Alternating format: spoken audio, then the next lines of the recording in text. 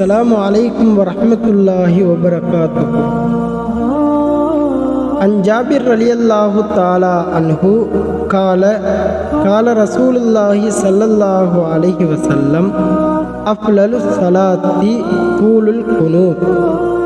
தொழுகைகளில் மிகச் சிறந்த தொழுகை நீண்ட நிலைகளை கொண்ட தொழுகையாகும் என்பதாக கண்மணி நாயகம் ஸல்லல்லாஹு அலைஹி வஸல்லம் மன்னவர்கள் சொன்னார்கள். அறிவிப்பாளர் ஜாபிர் ரலியல்லாஹு தஆலா அன்ஹு அன்னவர்கள். நூல் முஸ்லிம் 1804வது ஹதீஸாக இடம்பெறுகின்றது. வஸ்ஸலாம்.